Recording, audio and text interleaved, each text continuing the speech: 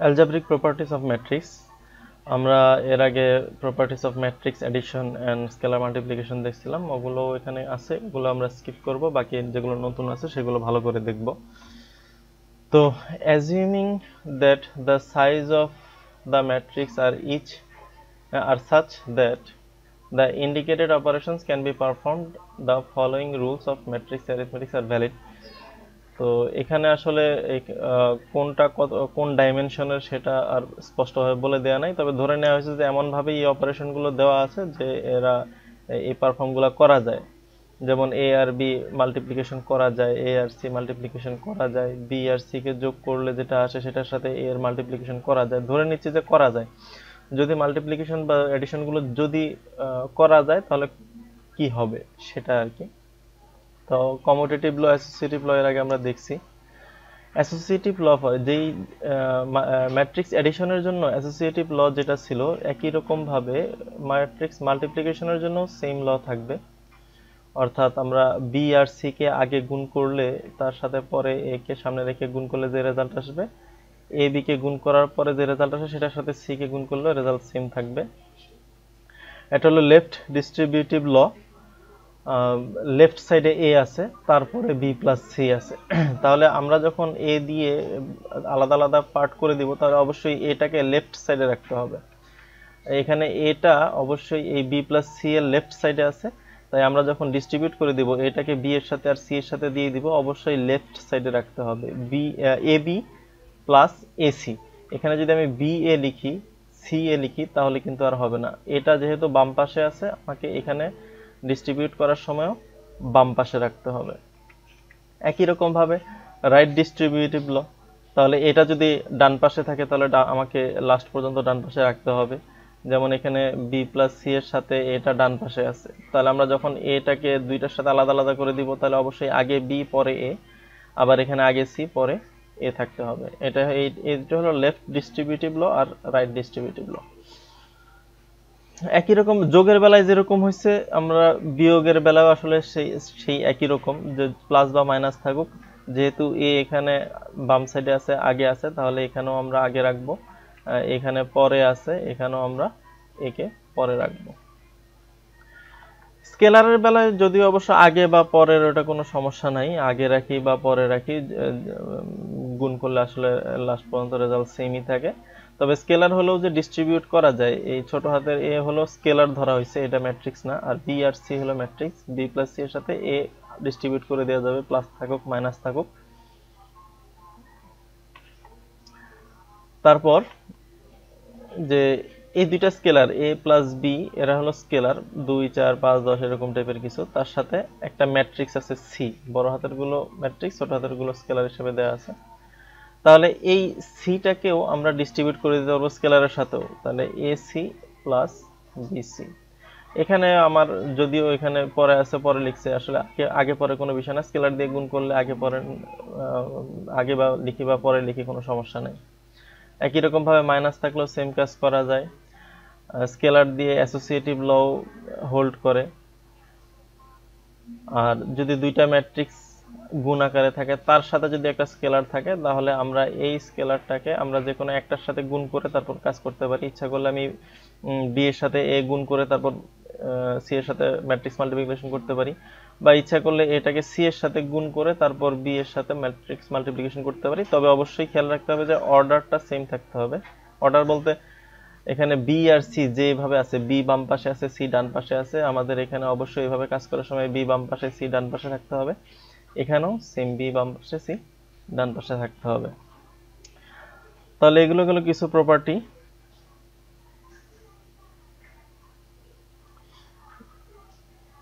এখানে একটা জিনিস লক্ষ্য করার আছে যে ইন রিয়েল অ্যারিথমেটিক অর্থাৎ রিয়েল নাম্বার নিয়ে যখন আমরা কাজ করি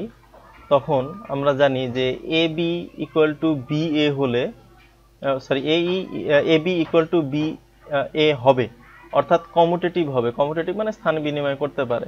অর্থাৎ উদাহরণ হিসেবে আমরা বলতে পারি যে হ্যাঁ 5 আর 6 গুণ করলে যেটা হয় 6 আর 5 গুণ করলেও একই কথা এটা রিয়েল নাম্বারের বেলায় কিন্তু ম্যাট্রিক্সের বেলায় এই জিনিসটা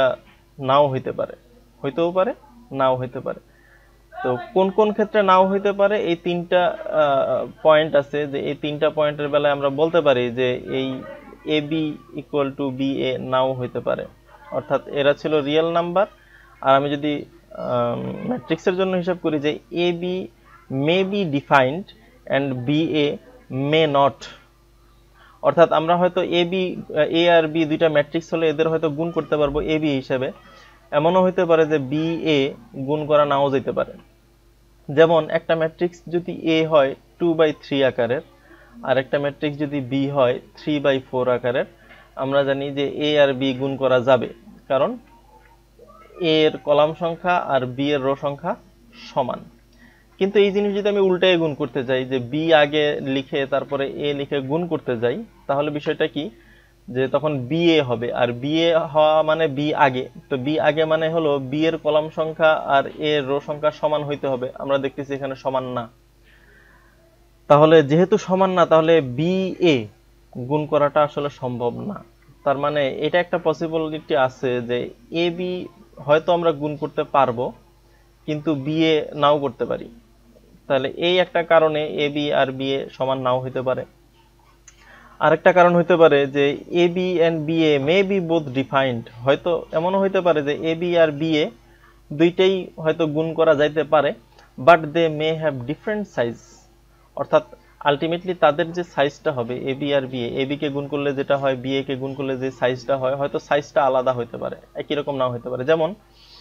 এ যদি একটা ম্যাট্রিক্স হয় 2/3 আকারের, বি যদি একটা ম্যাট্রিক্স হয় 3/2 আকারের, তাহলে আমরা জানি এ আর বি, আমরা এ কে আগে রেখে বি কে পরে রেখে যদি আমরা মাল্টিপ্লাই করতে চাই, তাহলে আমরা জানি যে মাল্টিপ্লিকেশন করা যাবে, কারণ এই এ এর কলাম সংখ্যা আর বি এর রো সংখ্যা সমান। তাহলে তাহলে আলটিমেটলি যে রেজাল্টটা আসবে, সেই রেজাল্টটা কত বাই কত আকারের ম্যাট্রিক্স হবে,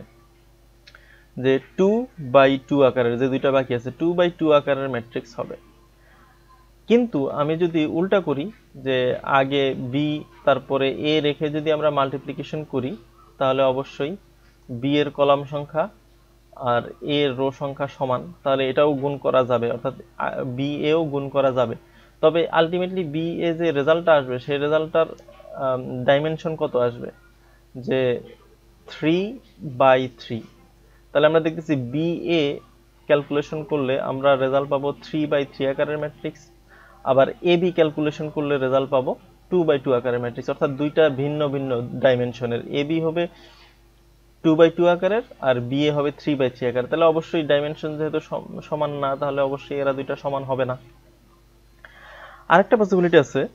যে এ বি আর B A may be both defined and have same size, হয়তো বা এরা একই সাইজের হইতে পারে,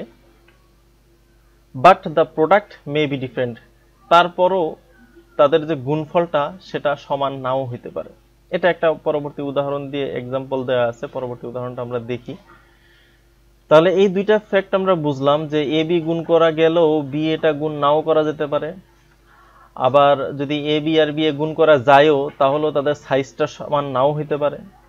আবার যদি গুণ করা যায় এবং সাইজও সমান হয় তারপরেও এরা সমান নাও হইতে পারে, হইতেও পারে নাও হইতে পারে। না হইতে পারে কিভাবে, একটা এক্সাম্পল দেখাই। এখানে একটা ম্যাট্রিক্স আছে এ 2/2 আকারের, এখানে একটা ম্যাট্রিক্স আছে বি, এটাও 2/2 আকারের। তাহলে এ আর বি, অর্থাৎ এ কে আগে রেখে বি কে পরে রেখে আমরা যদি গুণ করি, আশা করি সবার ম্যাট্রিক্স মাল্টিপ্লিকেশন মনে আছে কিভাবে গুণ করতে হয়, তাহলে গুণ করলে এই রেজাল্টটা আসে যে -1 -2 11 4। কিন্তু বি কে আগে রেখে এ কে পরে রেখে যদি আমরা গুণ করি, সবাই বাসায় একটু খাতায় গুণ করে দেখে নিও, যে তখন রেজাল্ট আসবে এরকম। তার মানে এখানে কিন্তু ডাইমেনশন সমান হলো, এটাও 2/2 আকারের ম্যাট্রিক্স, এটাও 2/2 আকারের ম্যাট্রিক্স, এটাও গুণ করা যায়, এ বি গুণ করা যায়, বি এ গুণ করা যায়, তারপরেও এরা সমান নাও হইতে পারে। অর্থাৎ এখানে বলছে এ বি সমান, সবসময় হইতেও পারে নাও হইতে পারে, তবে না হওয়ার সম্ভাবনাটাই অনেক সময় বেশি থাকে। তো এটা আমরা দেখলাম যে তিনটা ওয়ে আছে, তিনটা ওয়েতে আমরা দেখতে পারি যে আমরা এ বি আর বি এটা সমান নাও হতে পারে, যদিও রিয়েল নাম্বারের ক্ষেত্রে আমরা জানি যে এ বি আর বি এ সমান হয়। তার মানে কমিউটেটিভ লটা ম্যাট্রিক্স মাল্টিপ্লিকেশনটা সবসময় ফলো নাও করতে পারে। আরেকটা জিনিস খেয়াল করার বিষয় আছে যে consider the following two laws of real arithmetic. Real নাম্বারের বেলায় আমরা দেখি যে A B equal to AC হলে যদি এ নট ইকুয়াল টু 0 হয় তাহলে আমরা উভয় পক্ষ থেকে এ কাটাকাটি করতে পারি, কাটাকাটি করলে বি ইকুয়াল টু সি হয়। এই যে উভয় পক্ষ থেকে এটাকে কাটাকাটি করলাম বা এটাকে যে ক্যান্সেল করতে পারি এটাকে বলা হয় দ্য ক্যান্সেলেশন ল। যেমন উদাহরণ হিসেবে দেখতে পারি, আমরা জানি যে 4 ইন্টু 3 আর 2 ইন্টু 6 সমান, তাহলে এই 4 ইন্টু 3টাকে আমরা ভাঙায় লিখলাম 2 ইন্টু 2, 4টাকে ভাঙাইলে ইন্টু 3, আর এপাশে 2 ইন্টু 6 আছে। তাহলে উভয় পক্ষে আমরা যদি বলি যে এটা হলো এ আর এটা হলো বি, আর যদি বলি যে এটা হলো এ আর এটা হলো আমাদের সি, তাহলে উভয় পক্ষে আমরা 2 কাটাকাটি করতে পারি বা 2 ক্যান্সেল করতে পারি। তাহলে 2 উভয় পক্ষ থেকে 2 ক্যান্সেল করতে পারি, ক্যান্সেল করলে আমরা জানি 2 ইন্টু 3 ইকুয়াল টু 6 আসে। এটা রিয়েল নাম্বারের বেলায় যে A equal to not equal to 0 হলে আমরা উভয় পক্ষ থেকে এটাকে ক্যান্সেল করলে বি ইকুয়াল টু সি লিখতে পারি। কিন্তু ম্যাট্রিক্সের বেলায় এই জিনিসটা সব সময় লেখা নাও যাইতে পারে। তারপর আরেকটা বিষয় যে if A B equal to 0 হয় then at least one of the factors on the left is 0. left মানে এই যে a আর b, a অথবা b এর ভিতরে যে কোনো একটাকে অবশ্যই 0 হইতে হবে। রিয়েল নাম্বারের বেলায় আমরা জানি যে কোনো দুইটা জিনিসের গুণফল যদি 0 হয় তাহলে তাদের যে কোনো at least একটা হলেও 0, হয় দুইটাই 0 অথবা কমপক্ষে একটা হলেও 0। উদাহরণ হিসেবে আমরা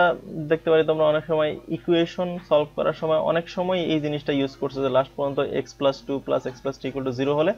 আমরা লিখি যে হয় x + 2 = 0 অথবা x + 3 = 0। এই জিনিসটা কিন্তু এই প্রপার্টি থেকেই আসা যে দুইটা জিনিসের গুণফল, একটা জিনিস দুইটা জিনিসের গুণফল যদি 0 হয় তাহলে তাদের কমপক্ষে একটা হলেও 0 অথবা উভয়ই 0 হইতে পারে। তো ম্যাট্রিক্সের বেলায় কিন্তু এই জিনিসটা নাও হইতে পারে, এমনও হইতে পারে ম্যাট্রিক্সের বেলায় যে দুইটার একটাও 0 না তারপরও গুণফল 0 হইতে পারে। তো the next two examples shows that these law are not true in matrix arithmetic. তার মানে এই দুইটা ল যেটা রিয়েল নাম্বারের বেলায় ঘটে, যেটা রিয়েল নাম্বারের বেলায় অবশ্যই ঘটবে, সেই জিনিসটা ম্যাট্রিক্সে নাও ঘটতে পারে। তাহলে আমরা একটু দেখি যে প্রথমটা হলো ফেইলিয়ার অফ ক্যান্সেলেশন ল, অর্থাৎ ক্যান্সেলেশন লটা আশা করি মনে আছে যে উভয় পক্ষে a not equal to, এই যে a not equal to 0 হলে আমরা উভয় পক্ষ থেকে a কে ক্যান্সেল করতে পারি। তাহলে এটা ম্যাট্রিক্সে করা যায় না। তাহলে তিনটা ম্যাট্রিক্স ধরে নিলাম উদাহরণ হিসেবে যে a একটা ম্যাট্রিক্স, b একটা ম্যাট্রিক্স, c একটা ম্যাট্রিক্স। তো যদি a আর b এই দুইটাকে যদি গুণ করি, আশা করি ম্যাট্রিক্সের গুণ সবাই পারো, ম্যাট্রিক্সের গুণ করলে যে রেজাল্টটা আসে, আবার a এর সাথে যদি c এর গুণ করি সেম রেজাল্ট আসে। তাহলে আলাদা খাতায় করে একটু ট্রাই করে দেখতে পারো যে আমরা যদি a আর b গুণ করি আর a আর c গুণ করি তাহলে এই রেজাল্টটাই আসবে। কিন্তু আমরা দেখতে পারতেছি যে a কিন্তু 0 না, a কিন্তু 0 ম্যাট্রিক্স না। তাহলে আমরা কিন্তু চাইলেই এই দুই পাশ থেকে a কে বাদ দিতে পারবো না, কারণ a কে বাদ দিলে আমরা পাবো লাস্ট পর্যন্ত b আর c। এখানে লেখা আছে বিস্তারিত যে although a is not equal to 0, cancelling a from both sides of the equation ab equal to ac, এই ab equal to ac থেকে যদি আমরা a কে ক্যান্সেল করি that would lead to an incorrect conclusion that b equal to c. অবশ্যই incorrect কেন বলতেছে, আমরা জানি যে এই যে এটা হলো b আর এটা হলো c, এটা ধরে নিয়েই তো আমরা কাজটা করলাম। তো আমরা দেখতেছি এই দুইটা কিন্তু সমান না। তাহলে আমরা উভয় পক্ষ থেকে যদি এটাকে বাদ দিয়ে দেই তাহলে আমরা একটা ইনকারেক্ট কনক্লুশন পাবো যে b equal to c, অথচ আমরা দেখতে পারতেছি স্পষ্ট যে b আর c ইকুয়াল টু না। তার মানে আসলে ম্যাট্রিক্সের বেলায় এই উভয় পক্ষ থেকে a কে ক্যান্সেল করা যাবে না। Thus the cancellation law does not hold in general for matrix multiplication, though there are many particular cases there where it is true. কিছু কিছু অনেক উদাহরণ আছে যেগুলোতে হয়তো এই জিনিসটা সত্যি হইতে পারে, তবে ইন জেনারেলি সবসময় বলা যাবে না। যেমন রিয়েল নাম্বারের বেলায় আমরা সবসময় বলতে পারতাম যে এটা অবশ্যই হবে, ম্যাট্রিক্সের বেলায় এটা হওয়াটা বাধ্যতামূলক না, হইতেও পারে নাও হইতে পারে। অর্থাৎ উভয় পক্ষ থেকে ম্যাট্রিক্সের বেলায় আমরা একে ক্যান্সেল করতেও পারি, নাও করতে পারি, না করাও যেতে পারে। তারপরে a zero product with non-zero factor. Here are two matrices from which ab equal to 0. এখানে এ একটা ম্যাট্রিক্স দেওয়া আছে, বি একটা ম্যাট্রিক্স দেওয়া আছে, খাতায় গুণ করে দেখিও যে এ আর বি কে গুণ করলে অবশ্যই রেজাল্টটা জিরো ম্যাট্রিক্স আসবে, 2 বাই 2 আকারের একটা জিরো ম্যাট্রিক্স আসবে। কিন্তু আমরা দেখতে পারতেছি যে এটাও জিরো ম্যাট্রিক্স না, বিটাও জিরো ম্যাট্রিক্স না। তাহলে এই দুইটা উদাহরণ দিয়ে আমরা বলতে পারি যে হ্যাঁ, এ বি কে গুণ করলে যদিও জিরো ম্যাট্রিক্স আসে, তারপরও এটাও জিরো নাও হইতে পারে, বিটাও জিরো নাও হইতে পারে। অথচ রিয়েল নাম্বারের বেলায় আমরা জানতাম যে দুইটা রিয়েল নাম্বারের গুণফল জিরো হলে দুইটার কমপক্ষে একটা হলেও জিরো হবে। কিন্তু ম্যাট্রিক্সের বেলায় দেখতে পারতেছি যে এই দুইটার গুণফল জিরো হলেও এমন হইতে পারে যে দুইটার একটাও আসলে জিরো না। আশা করি বুঝতে পারছো।